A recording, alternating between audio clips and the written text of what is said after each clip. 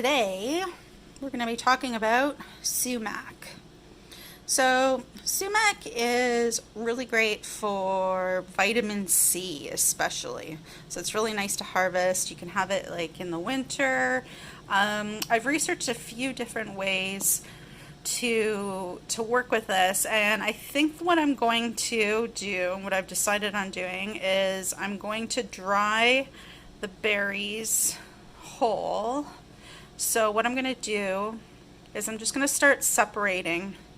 See how they come right off? So these little fuzzy, let me see here.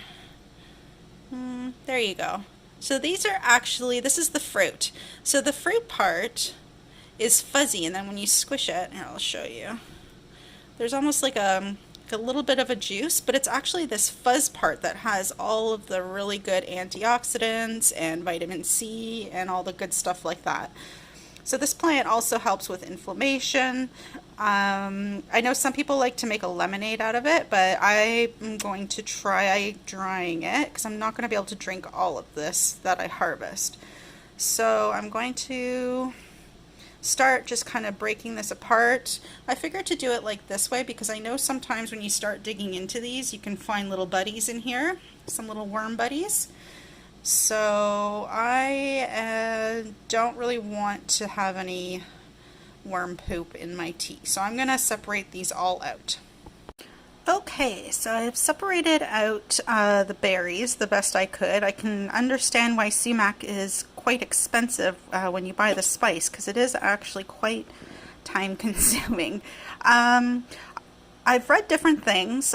Some people say that you're not supposed to rinse them at all because all of these little hairs, that's where all the good stuff is in, and sometimes if you wash them too much you can lose that. But these were harvested when it was really hot and dry, so they actually don't have a lot of moisture as it is, but I am still just going to give them a quick rinse just because I found 3 worms, and there's a bunch of other little stuff in here too, so I'm just going to go ahead and pour it in here. Now I don't have a lot here, I just did a small batch. I didn't harvest too many because I've never used this before, so this is kind of my experiment time. So what I'm going to do is I'm just going to kind of spread this out, and then I'm just going to give them a quick spray. Luckily I have this attachment on my sink, so it's a little hose, and I'm just going to do a really quick, just a quick spritz. I'll shake it around and I'll get some of those little other kind of questionable pieces out. And there we go.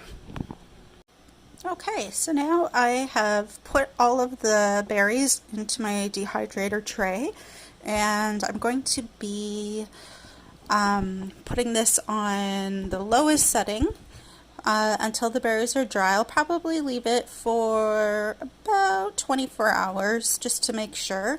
Because you don't want any moisture in there, especially if you're going to be storing them, because then that of course will lead to mold. There's different ways that you can dry these that I've seen. Some people use the oven, other people will, if you live in like a hot dry climate, you could probably do screens outside.